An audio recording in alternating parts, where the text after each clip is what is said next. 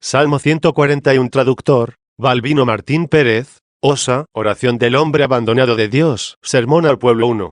Así como se debe a la festividad de los mártires el fervor de vuestra concurrencia, así también se debe el homenaje de mi sermón. Conviene que recuerde vuestra caridad las muchas cosas que ayer dijimos. Mas no porque, debido a la avidez de vuestro corazón, asististeis sin cansancio a todo el sermón, nos debemos olvidar de la común debilidad.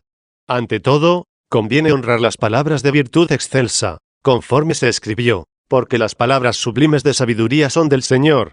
Sin embargo, por mí, como por instrumento, se os proporcionan a vosotros, y aunque la bandeja es quebradiza, no obstante, el pan es celestial. El apóstol dice, tenemos este tesoro en vasos de barro para que la sobrepujanza de la virtud sea de Dios 1, este tal tesoro es el mismo pan, ya que, si no fuese el tesoro el pan, no se hubiera escrito en otro sitio acerca del tesoro, el tesoro apetecible se haya depositado en la boca del sabio, pero el varón necio lo engulle 2. Por eso amonestamos a vuestra caridad, que las cosas que oyendo almacenáis en la despensa de vuestra memoria, pensándolas y repasándolas, las rumiéis. Esto es, pues, el tesoro apetecible se haya depositado en la boca del sabio, pues el varón necio lo engulle. Por esto dijo brevemente, el sabio rumia, el necio no rumia. Esto, ¿qué quiere decir en castellano y claramente? Que el sabio piensa sobre las cosas que oyó, y el necio, por el contrario, las entrega al olvido. Por ninguna otra cosa, sino por esta, se llamaron en la ley animales mundos los que rumian, e inmundos los que no rumian 3, puesto que toda criatura de Dios es munda. Para el Creador Dios, tan mundo o puro es el puerco como el cordero, pues creó todas las cosas sobremanera buenas 4. Y el apóstol dice, toda criatura de Dios es buena 5. Y también escribe, todas las cosas son puras para los puros 6. Luego, aun cuando, por lo que se refiere a la naturaleza, el puerco y el cordero son uno y otro puros, sin embargo, por el simbolismo, el cordero significa algo puro, y el puerco algo impuro. El cordero significa la inocencia de la sabiduría del que rumia, y el puerco, la inmundicia de la necedad del que se olvida. Atendiendo a la festividad, se escogió un salmo breve. Veamos si puede ser tratado brevemente. 2. V.2. Con mi voz clamé al Señor. Hubiera bastado decir, con la voz clamé al Señor. Por tanto, no en vano se añadió con mí. Muchos claman al Señor, no con su voz, sino con la de su cuerpo.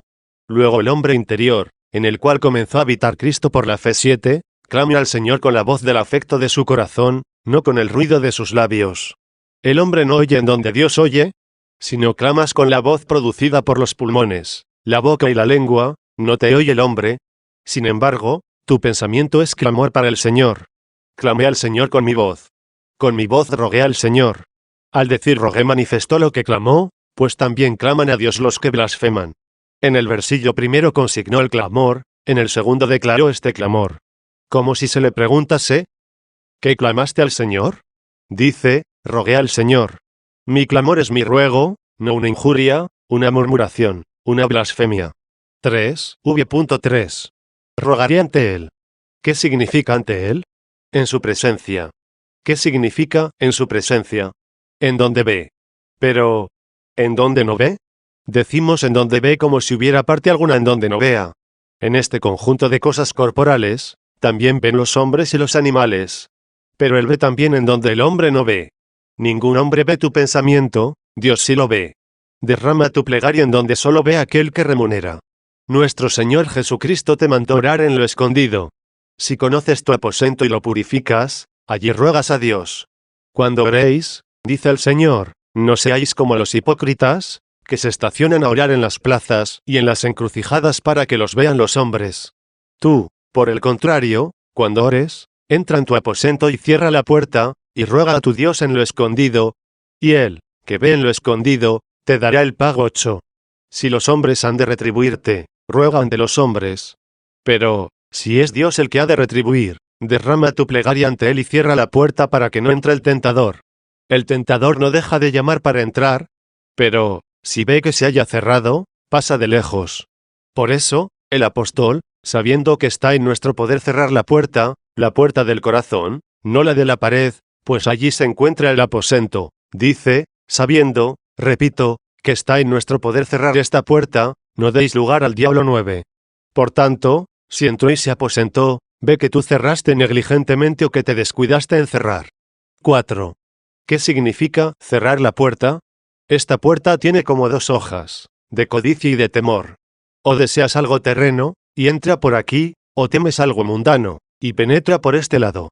Luego cierra el demonio la puerta del temor y de la codicia y ábrela a Cristo. ¿Cómo has de abrir estas dos hojas a Cristo? Deseando el reino de los cielos y temiendo el fuego del infierno.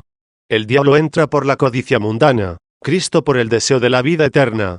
El diablo entra por el temor de las penas temporales, Cristo por el temor del fuego eterno. Ved cómo los mártires cerraron la puerta al diablo y se la abrieron a Cristo. El mundo les prometió muchas cosas, ellos las despreciaron, cerraron la hoja de la codicia al diablo. El mundo les amenazó con las bestias, el fuego, la cruz. Ellos no temieron, cerraron la hoja del temor al diablo. Veamos si abrieron las hojas de la puerta a Cristo. El que me confesare o diere testimonio de mí, dice Jesús, delante de los hombres, yo le confesaré al delante de mi Padre, que está en los cielos. Amaron, pues, el reino de los cielos, en donde Cristo les confesará. ¿Cómo les ha de confesar o ha de dar testimonio de ellos? Diciéndoles, venid, benditos de mi Padre, poseed el reino que se os preparó desde el origen del mundo. 10. Ha de dar testimonio de los colocados a su derecha. Veamos si abrieron a Cristo la hoja del temor, que cerraron al diablo. En uno y en el mismo lugar amonesta el Señor, que se cierre al diablo y se abra a él, no temáis, dice, a los que matan el cuerpo y no pueden matar el alma. Por esto manda que se anule la hoja del temor ante el diablo. Luego, entonces no ha de temerse nada. No ha de abrirse a Cristo la entrada del temor, que está cerrada al diablo. A continuación, como si se dijera, cerraste al diablo, ábreme a mí, añade, pero temed a quien tiene potestad de matar y arrojar el alma y el cuerpo al fuego del infierno. 11. Luego, si creíste y abriste a Cristo, cierra la puerta al diablo. Cristo está dentro, allí habita. Ruega ante él. No intentes que te oiga de lejos. Pues no está lejos la sabiduría de Dios, que se extiende del uno al otro con fortaleza, y ordena todas las cosas con suavidad. 12. Luego dentro, en ti y ante él derrama tu plegaria. Allí están sus oídos. Porque ni al oriente, ni al occidente, ni a los montes desiertos huiréis para ocultaros, puesto que Dios es el juez. 13.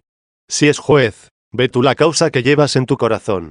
5. V.4. Derramaré ante él mi plegaria. Manifestaré mi tribulación en su presencia. Esto es una repetición. En los dos versillos anteriores y en estos dos siguientes hay dos máximas, pero ambas se repiten. Una es, clamé al Señor con mi voz. Con mi voz rogué al Señor. La otra, derramaré mi plegaria ante él. Manifestaré mi tribulación en su presencia. Lo mismo es ante él que en su presencia, como es lo mismo derramaré mi plegaria, que manifestaré mi tribulación. ¿Cuándo haces esto? Cuando, puesto en la persecución, dices, desfalleció mi espíritu. ¿Por qué desfalleció tu espíritu? Oh mártir. Colocado en la tribulación, para que no me atribuya a mí mis fuerzas, para que sepa que otro es el que obra en mí el poder. Cuando os entreguen a los jueces, así amonesta el Señor a los que quería fuesen sus mártires, no penséis en lo que habéis de decir, pues no sois vosotros los que habláis, sino el Espíritu de vuestro Padre es el que habla por vosotros. 14. Luego desfallezca tu espíritu, y hable el Espíritu de Dios. Con razón quería hacer los pobres de espíritu, bienaventurados los pobres de espíritu, porque de ellos es el reino de los cielos. 15. Luego los pobres que son bienaventurados en su espíritu son ricos por el Espíritu de Dios, pues todo hombre que va en pos de su espíritu es soberbio. Someta su espíritu para que consiga el Espíritu de Dios. Se dirigía a la cima. Permanezca en el valle. Si se encamina a la cumbre, el agua se aparta de él, corriendo hacia abajo. Si permanece en el valle, se llenará de ella y se hará vientre, del cual se dijo, ríos de agua viva manarán de su vientre. 16. Luego, al desfallecer mi espíritu, manifesté mi tribulación en tu presencia, es decir, al confesarte que desfallecía mi espíritu, siendo así que estoy lleno de tu espíritu, me humillé. 6. Quizá oyeron los hombres que desfalleció mi espíritu en mí, y desconfiaron de mí y dijeron, le hemos cogido, le hemos subyugado. Y tú conociste mis sendas. Ellos me consideraban caído, tú me veías de pie. Los que me perseguían y apresaban, juzgaban que tenía enlazados mis pies, pero a ellos les ataron los pies y cayeron, mas nosotros nos levantamos y estamos derechos. 17. Mis ojos siempre están en el Señor, porque él sacara del lazo mis pies. 18. Perseveré caminando, porque el que perseverara hasta el fin se salvará. 19. Ellos me creían trabado, pero yo caminaba. ¿Por dónde caminaba? Por las sendas que no veían los que me creían apresado, por las sendas de la justicia, por las sendas de tus preceptos. ¿Tú conociste mis sendas? El perseguidor no las conoció, porque, si las hubiera conocido, no me hubiera envidiado estando en ellas, sino que hubiera caminado en ellas conmigo. ¿Cuáles son estas sendas? Los caminos de los que se dijo en otro sitio, el Señor conoce el camino de los justos, y el camino de los impíos perecerá. 20. No dijo, no conoce el camino de los impíos, sino, conoce el de los justos, perecerá el de los impíos. Pues lo que no conoce perece. Encontramos en muchos lugares de la Escritura que el conocer de Dios es conservar, es custodiar, y el no conocer, condenar. ¿Cómo es que el que conoce todas las cosas ha de decir al fin, no os conozco? 21. No se alegren por esto y digan, no seremos castigados, porque el juez no nos conoce. Pues ya están castigados si no los conoce el juez. A los que se denominaron caminos, que conoció el Señor, a los mismos se llama sendas aquí cuando se dijo, tú conociste mis sendas. Toda senda es camino, mas no todo camino es senda. Luego, ¿por qué aquellos caminos fueron llamados sendas? Porque son estrechos. El camino de los impíos es ancho, el de los justos estrecho. 7. El camino es también caminos, como la iglesia es iglesias y el cielo es cielos. Se nombran en singular y en plural. Atendiendo a la unidad de la iglesia, una sola es la iglesia, una sola es la paloma, y única para su madre. 22. Atendiendo a las congregaciones de los hermanos existentes en diversos lugares, hay muchas iglesias. Las iglesias, dice el apóstol, de Judea que son en Cristo se alegraban, porque el que antes nos perseguía, ahora evangeliza la que en otro tiempo combatía. Y en mí glorificaban a Dios. 23. En el mismo sentido se dijo aquí iglesias que una iglesia al decir, no seáis tropiezo para los judíos, ni para los griegos, ni para la iglesia de Dios. 24. Luego, del mismo modo, los caminos son camino, y las sendas son senda. ¿Por qué son sendas y senda? Así como dijimos el motivo de ser iglesias e iglesia, así también debemos consignarlo de esto. Se llamaron sendas de Dios porque hay muchos preceptos, y como todos estos preceptos se reducen a uno, puesto que el cumplimiento de la ley es la caridad. 25, por lo mismo, estos caminos, trazados en muchos preceptos se reintegran en uno y se denomina uno, porque nuestro camino es la caridad. Veamos si la caridad es camino. Oigamos al apóstol, todavía os voy a enseñar un camino muchísimo más excelente. 26. ¿A cuál llamas? Oh Pablo. Camino excelentísimo. Oiga cuál llamo así, si hablare las lenguas de los hombres, y de los ángeles y no tuviere caridad, soy como bronce que suena y címbalo que tañe. Y si tuviere profecía y conociese todos los misterios y toda la ciencia, y si tuviese perfectísima fe, de suerte que trasladase los montes, con todo, si me falta la caridad, nada soy, y si distribuyere toda mi hacienda a los pobres y entregase mi cuerpo a las llamas, pero no tuviere caridad, de nada me sirve. 27. Luego llamó a la caridad camino excelentísimo. Este excelso camino, hermanos, es maravilloso. Este camino, porque es encumbradísimo, es también excelentísimo, pues sobresale lo que es excelente. Ninguna cosa hay más excelente que el camino de la caridad, y solo andan por él los humildes. A estas sendas las denominó preceptos de caridad. Tú, dice, conociste mis sendas. Tú conociste que lo que padezco por ti lo padezco por amor. Tú conociste que la caridad que hay en mí tolera todas las cosas. Tú conociste que, si entrego mi cuerpo a las llamas, es porque tengo aquella llama sin la cual de nada aprovecha al hombre aquello. 8. Pero, ¿quién, hermanos míos, conoce estos caminos del hombre, sino aquel a quien se dijo, ¿tú conociste mis sendas? Nosotros ignoramos con qué intención se hagan todos los actos humanos que se ejecutan ante los ojos de los hombres. ¿Cuántos impíos, midiéndonos por sí mismos, dicen de nosotros que en la iglesia buscamos honores, alabanzas, utilidad temporal? ¿Cuántos dicen que os hablo para que me aclaméis y alabéis y que este es el fin que me propongo y la intención que tengo al hablaros?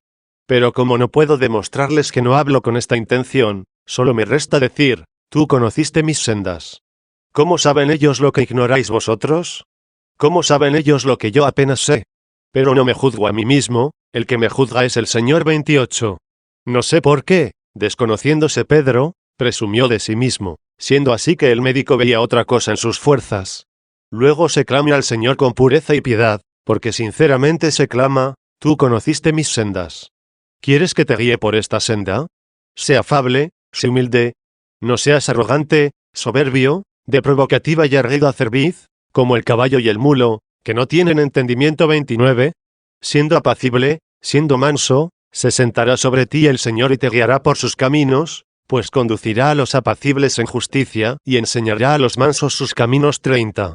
Luego tú conociste mis sendas. 9. En el camino por donde andaba me tendieron lazos. El camino por el que andaba es Cristo. En él me tendieron un lazo los que me perseguían debido a Cristo, por el nombre de Cristo. Allí, pues, me tendieron un lazo. ¿Qué emulan en mí? ¿Qué persiguen en mí? El ser cristiano. Si me persiguen porque soy cristiano, en el camino por el que andaba me tendieron un lazo. En cuanto está de su parte, en el camino que andaba me tendieron un lazo. En cuanto se refiere a su deseo, a su intento, a su anhelo, pretendieron que topasen el camino con un lazo en el cual fuese cazado. Pero el Señor conoce el camino de los justos y tú conociste mis sendas. Ellos anhelaron esto, pero tú no les permitiste que en ti pusieran tropiezo alguno, pues tú eres mi camino. También pretenden los herejes, en nombre de Cristo, esconder o tender el tropiezo, pero se engañan. Porque lo que piensan poner en el camino, lo ponen fuera de él, puesto que ellos están fuera del camino, y no pueden poner lazo en donde ellos no están. Pero se expresó de este modo según su deseo, conforme a su anhelo, atendiendo a su pensar, porque en otro lugar claramente dijo, junto a las sendas me pusieron o tendieron tropiezo. 31. Lo que se dijo en el camino, se consignó atendiendo a su deseo, a su anhelo, y lo que se dijo junto al camino, es decir, junto a las sendas, se escribió atendiendo a la realidad. Efectivamente, no le ponen o le tienden en la senda, no le ponen en el mismo camino, puesto que Cristo es el camino. 32. Por tanto, le colocan junto a la senda. Cristo no les permite ponerle en el camino para no dejarnos sin camino por donde ir. Sin embargo, les permite le pongan junto al camino para que no nos apartemos del camino. El pagano piensa que pone tropiezo en el camino cuando me dice, adoras a un crucificado. Con esto censura la cruz de Cristo, que no comprende. Piensa que pone en Cristo lo que pone junto al camino. No me salga de Cristo, y no caeré en el lazo fuera del camino. Vitupere a Cristo crucificado, y vea yo en las frentes de los reyes la cruz de Cristo. Por aquello de lo que se ríe, yo me salvo. Ninguna cosa hay más detestable para el enfermo, como reírse de su medicamento. Si no se mofare de él, le tomaría y sanaría. La cruz es signo de humildad. Pero aquel, por su demasiada soberbia, no conoce cómo ha de curar el tumor de su alma. Si yo lo conozco, ando en el camino. Hasta tal punto no me avergüenzo de la cruz, que no la llevo escondida, sino que la llevo en la frente. ¿Recibimos muchos sacramentos de modos distintos? Unos, como sabéis, los recibimos en la boca, otros, en todo el cuerpo. Pero como en la frente se manifiesta el rubor, el que dijo, quien se avergonzare de mí delante de los hombres, yo me avergonzaré del delante de mi Padre, que está en los cielos. 33, colocó en el lugar de nuestro rubor la misma ignominia de la cual se mofan los paganos. Oyes que un hombre, al censurar al desvergonzado, dice, non habet frontem, es un descarado. ¿Qué quiere decir, es un descarado? Es un desvergonzado. No tenga yo desnuda la frente, la cubra con la cruz de mi Señor.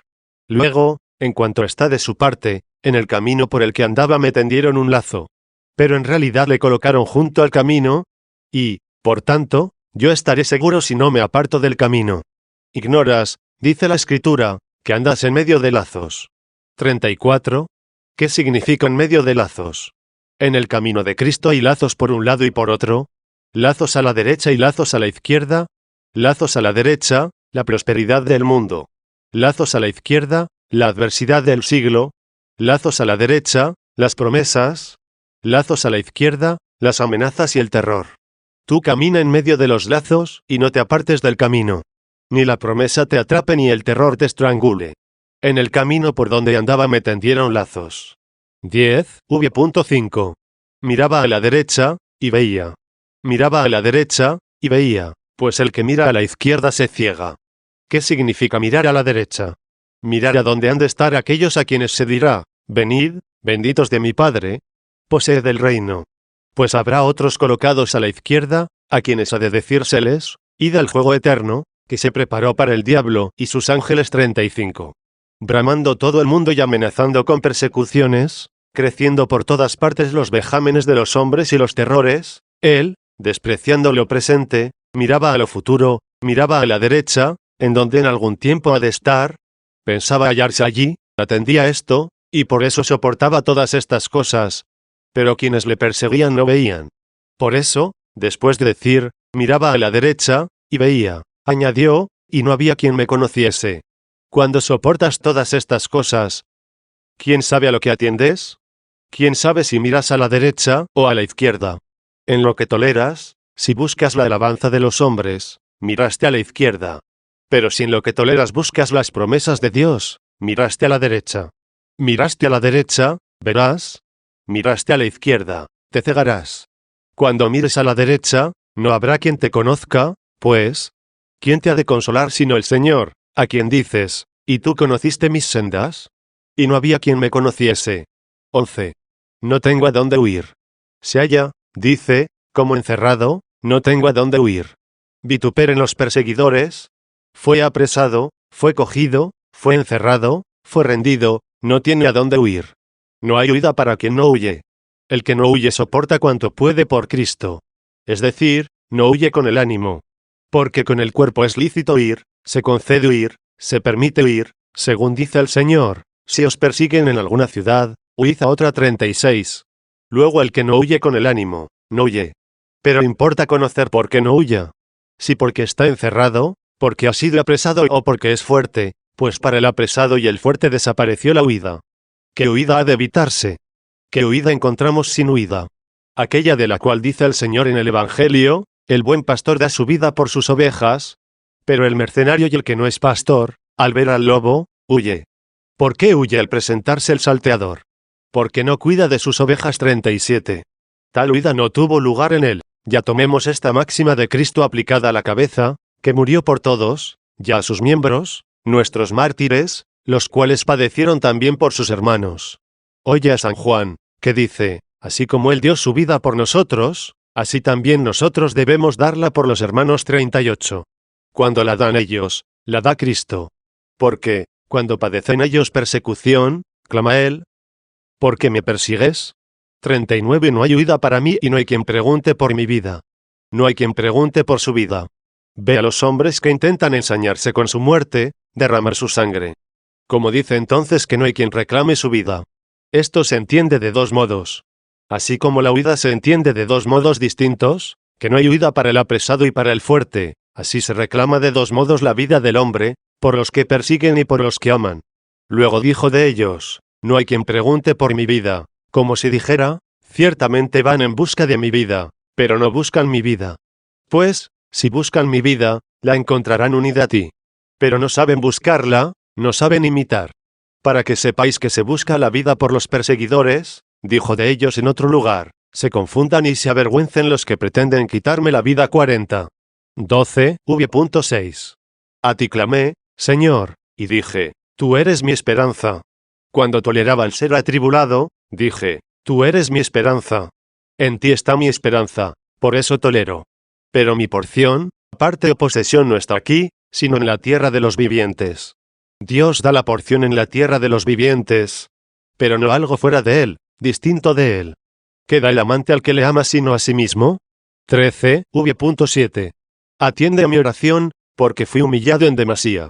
Fui humillado por los perseguidores, y me humillé en la confesión. Se humilla invisiblemente y fue humillado visiblemente por los enemigos. Pero se levanta, resucita, por sí mismo visible e invisiblemente. Los mártires ya se levantaron invisiblemente, y visiblemente se levantarán cuando este cuerpo corruptible se vista de incorrupción en la resurrección de los muertos, cuando también este mismo cuerpo, en el cual únicamente pudieron ensañarse los perseguidores, se restaure. 41. No temáis a los que matan el cuerpo, pero no pueden matar el alma. 42. Entonces, ¿qué perece? ¿Qué matan? ¿Se permite que perezcan ellos aquello que mataron? No perecerá. Oye la promesa del mismo Señor, en verdad os digo que no perecerá un cabello de vuestra cabeza. 43. ¿Cuál no será la solicitud por los demás miembros, siendo así que no sufrirá detrimento ni un cabello? 14. líbrame de los que me persiguen. ¿De quiénes pensáis que pide ser librado? De los hombres que perseguían. Pero, ¿entonces resulta que los hombres son nuestros enemigos? Tenemos otros enemigos invisibles que persiguen de distinto modo. El hombre persigue para matar el cuerpo, el otro enemigo persigue para seducir al alma. Por tanto, persigue mediante sus instrumentos, puesto que se dijo de él que obra en los hijos de la incredulidad 44. Mediante sus instrumentos, repito, es decir, mediante los hombres en los cuales obra, lleva a cabo la persecución del cuerpo a fin de que interiormente se efectúe la ruina del corazón. Porque si, cayendo el cuerpo, permanece en pie el alma, se rompió el lazo y nosotros quedamos libres 45. Luego tenemos otros enemigos nuestros, de los que hemos de rogar a Dios, que nos libre para que no nos seduzcan abatiéndonos con los trabajos del mundo o persuadiéndonos con los halagos. ¿Quiénes son estos enemigos? Veamos si claramente se describen por algún siervo del Señor, por algún sabio soldado que contra ellos peleó. Oye al apóstol, que dice, nuestra lucha no es contra la carne y la sangre. No dirijáis vuestro enojo contra los hombres, de suerte que los tengáis por vuestros enemigos, y penséis que sois quebrantados por su odio. Estos hombres a quienes teméis son carne y sangre, no es vuestra lucha contra la carne y la sangre. Así habló despreciando la mortalidad de los hombres. ¿Contra quiénes peleáis? Contra los príncipes, contra las potestades, contra los rectores y dominadores de este mundo de tinieblas 46. Te atemorizaste al oír contra los rectores del mundo. Si son rectores o dominadores de este mundo, ¿acaso has de salir fuera de él para ser librado de ellos? Luego entiende por los rectores de este mundo de tinieblas, no los rectores del cielo y de la tierra, porque esta fábrica es de Dios. Al cielo y a la tierra se les llama mundo, y también a los hombres malos. ¿Por qué son estos mundo? Porque aman el mundo. Y también son llamados tinieblas, porque son impíos. De aquí que el apóstol dice de muchos que creyeron de aquel número, en algún tiempo fuisteis tinieblas, mas ahora luz en el Señor 47. Antes de que fueseis luz, siendo tinieblas, ved a qué dominador tuvisteis. Los inicuos. ¿A quién tienen por rector? Al diablo. Los piadosos y los fieles, a Cristo. Luego llamó al diablo y a sus ángeles rectores o dominadores del mundo, es decir, rectores de los amadores del mundo, rectores de los pecadores, que es lo mismo que rectores de estas tinieblas. A estos tenemos por enemigos, y debemos rogar a Dios que nos libre de ellos. 15. Ve designado claramente un mundo y otro mundo en el mismo lugar de la Escritura, en el Evangelio. El mundo que hizo Dios y el mundo que rige el diablo, es decir, los amadores del mundo. Dios hizo a los hombres, pero no a los amadores del mundo. Amar al mundo es pecado, y Dios no hizo el pecado. Luego ve, según comencé a decir, a un mundo y a otro mundo. Se dijo, en este mundo estaba. ¿De quién se dijo, en este mundo estaba? De la sabiduría, que es Cristo Jesús. Y de ella se dijo también lo que poco antes conmemoré, abarca hasta el fin con fortaleza y ordena todas las cosas con suavidad 48. Alcanza a todas partes por su pureza, y nada manchado y en ella 49. Luego estaba en este mundo, y el mundo fue hecho por él, y el mundo no le conoció. Aquí se perciben los dos mundos, el mundo fue hecho por él, y el mundo no le conoció 50. El mundo que fue hecho por Jesucristo no es gobernado por los príncipes y potestades de las tinieblas, sino el mundo que no conoció a Cristo. Es decir, los amadores del mundo, los pecadores, los inicuos, los soberbios e infieles. ¿Por qué son mundo los pecadores? Porque aman el mundo, y amando habitan el mundo. Así como se dice casa al edificio, y a los que habitan en él. Con frecuencia se dice buena casa al buen edificio, y también a los buenos que moran en ella. Asimismo, de dos modos se dice, guárdate de esta casa, que es mala. Se dice, esta casa es mala, guárdate de ella, atendiendo a la ruina, no sea que caiga y te aplaste. También se dice de otra manera, esta casa es mala, guárdate de ella para que no caigas en los lazos de los cazadores, para que, pobre, no te oprima el rico, para que no padezcas algún fraude. Así como hay casa y casa, es decir, dos casas distintas, así hay mundo y mundo, a saber, dos mundos diversos. ¿Por qué los justos, aun cuando se hallan en este mundo, no se llaman mundo? Porque el apóstol dice, caminamos en carne, pero no militamos según la carne 51, pues nuestra conversación o trato está en los cielos 52. El justo habita en el mundo en cuanto a la carne, pero su corazón está en Dios. Con todo, Él mismo es llamado mundo, si oye sin hacer caso. Arriba los corazones. Pero si lo oye preocupándose, habita arriba. El apóstol dice, estáis muertos y vuestra vida está escondida con Cristo en Dios 53. Aquellos que viven aquí, es decir, que tienen puesto el amor y el deseo en el mundo, que lo emplean y lo embarazan en él, con razón se llaman moradores del mundo. Correctamente se llaman mundo los que habitan el mundo, conforme se llaman casa los que habitan la casa. Luego hay dos mundos, el mundo que fue hecho por él y el mundo que no le conoció. Ved el mundo hecho por el Señor y el mundo que no conoció al Señor. Tú alaba el edificio y ama al constructor. No ames morar en el edificio, sino mora en el constructor. 16. Líbrame de los que me persiguen, porque son más fuertes que yo. ¿Quién dijo son más fuertes que yo? Clama el cuerpo de Cristo, claman los miembros de Cristo, es la voz de la Iglesia. El número de los pecadores creció sobremanera, y porque se acrecentó la iniquidad, se entibiará la caridad de muchos. 54. Líbrame de los que me persiguen, porque son más fuertes que yo. 17. V.8. Saca a mi alma de la cárcel para que confiese o alabe tu nombre. Esta cárcel se entendió de diferentes maneras por nuestros antecesores. Quizá esta cárcel es la cueva de la que habla el título de este salmo, pues se intitula así, de inteligencia para David cuando estuvo en la cueva. Plegaria. La cueva es cárcel. Propuse dos cosas al entendimiento, pero, si entendemos una ambas, serán entendidas. El merecimiento constituye la cárcel, porque un mismo edificio, para unos es casa y para otros cárcel. Los que custodian a los reclusos, aun cuando custodien en su casa a los que estrechamente son vigilados y se hallan en la cárcel. ¿Por ventura ha de decirse que también ellos están encarcelados? Una sola es la morada para unos y otros, para unos, morada de libertad, para otros, cárcel de reclusión. A otros les pareció que la cueva y la cárcel era este mundo, y, por tanto, que la Iglesia ruega ser libertada de la cárcel, es decir, de este mundo que se halla debajo del sol, en el que todas las cosas son vanidad. Pues se dice, todas las cosas son vanidad y presunción de espíritu en toda obra del hombre, que ejecuta debajo del sol. 55. Luego Dios nos promete que hemos de estar fuera de este mundo en no sé qué descanso. Y quizá por esto clamamos desde este lugar, saca a mi alma de la cárcel. Nuestra alma se halla en Cristo por la fe y la esperanza. Conforme lo dije hace poco, nuestra vida se halla escondida con Cristo en Dios. Sin embargo, nuestro cuerpo se halla en esta cárcel, en este mundo. Si hubiera dicho, saca a mi cuerpo de la cárcel, con toda seguridad hubiéramos entendido que la cárcel es el mundo.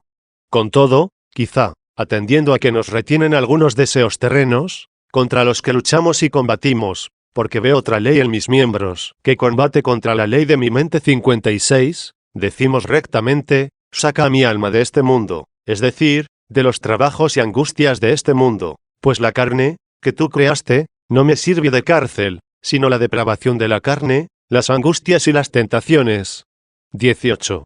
Algunos dijeron que la cueva y la cárcel era este cuerpo, de suerte que saca de la cárcel a mi alma quiere decir, sácala del cuerpo. Pero esta sentencia flaquea algún tanto. Pues, ¿qué cosa grande expresa saca de la cárcel a mi alma significando, saca a mi alma del cuerpo? Las almas de los ladrones y criminales no salen del cuerpo y van a penas más terribles que las que padecieron aquí. ¿Qué cosa extraordinaria se pide al decir, saca de la cárcel a mi alma, siendo así que, tarde o temprano, necesariamente saldrá? Quizá dice el justo, muera ya. Saca de esta cárcel del cuerpo a mi alma. Si se da demasiada prisa, le falta la caridad. Esto lo debe desear y anhelar, conforme lo prescribe el apóstol, deseo morir y estar con Cristo. Esto es mucho más ventajoso. 57. Pero, ¿en dónde está la caridad? Por eso prosigue, pero más necesario me es permanecer en la carne por vosotros. Luego saque Dios al alma del cuerpo cuando quisiere. Puede también llamarse cárcel nuestro cuerpo, no porque sea cárcel lo que Dios hizo, sino porque fue castigado y se hizo mortal. En nuestro cuerpo deben considerarse dos cosas, la hechura de Dios y el castigo debido al mérito. Toda esta figura, compostura, movimiento, orden de los miembros, disposición de los sentidos, el ver, el oír, el oler, el gustar y el palpar, toda esta trabazón y distinción del hombre, no pudo ser hecha sino por Dios, que creó todas las cosas, las terrestres y las celestes, las de arriba y las de abajo, las visibles y las invisibles. ¿Qué cosas hay en él pertenecientes a nuestro castigo? Ser la carne incorruptible, frágil, mortal, indigente. Puesto todo esto, no pertenece a premio. Cuando resucite el cuerpo, ciertamente será cuerpo.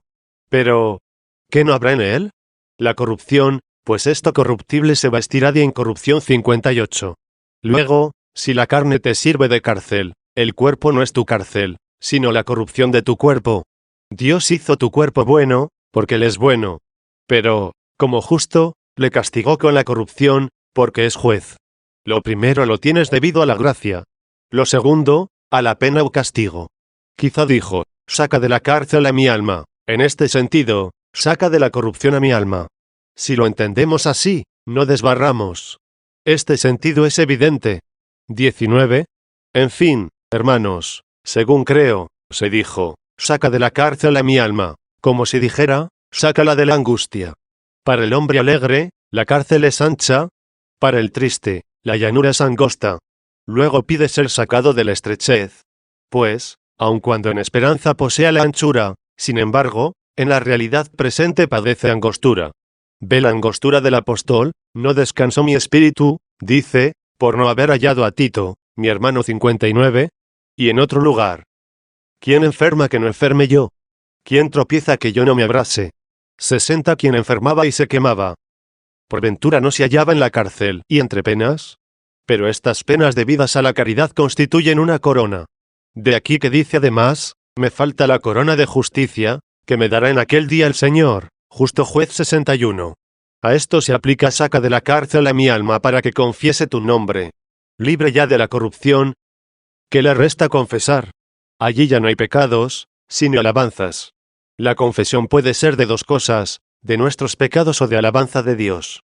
La confesión de los pecados de tal modo es conocida a todo el pueblo cristiano, que, cuando topamos en la lectura con la palabra confesión, ya se diga en alabanza o confesando los pecados, inmediatamente nos golpeamos el pecho. Luego a todos es conocida la confesión de los pecados. Investiguemos la confesión que se refiere a la alabanza. ¿En dónde la encontraremos? En la Escritura. Esto diréis confesando, todas las obras de Dios son buenas. 62. Luego esta confesión es de alabanza. En otro lugar también dice el mismo Señor, te confieso, oh Padre, Señor del cielo y de la tierra. ¿Qué confesaba? ¿Por ventura pecados? El confesar de Cristo era alabar. Oye la alabanza hecha al Padre, te alabo, dice, porque escondiste estas cosas a los sabios y prudentes y se las revelaste a los párvulos. 63. Luego, como después de estas angustias debidas a la corrupción hemos de habitar en la casa de Dios, toda nuestra vida no será más que alabanza de Dios. Se os dijo ya muchas veces que, desaparecida la necesidad, todos los ejercicios u ocupaciones de la necesidad caen por su base, porque no habrá allí otra cosa que hacer. No digo, en el día y en la noche, pues allí no hay noche, sino, en el día, y, puesto que solo hay día, no habrá otra cosa que hacer sino es alabar a quien amamos, porque entonces también le veremos. Ahora deseamos al que no vemos. Entonces, ¿de qué modo alabaremos al que vemos y amamos? La alabanza no tendrá fin, porque no lo tiene el amor.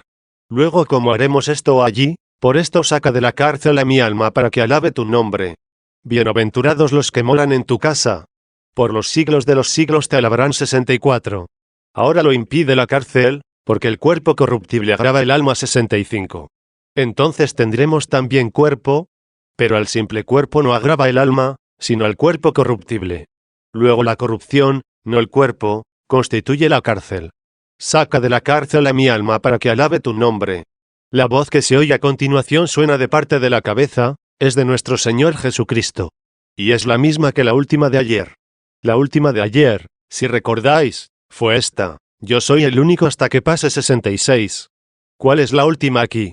Los justos me esperarán hasta que me recompenses.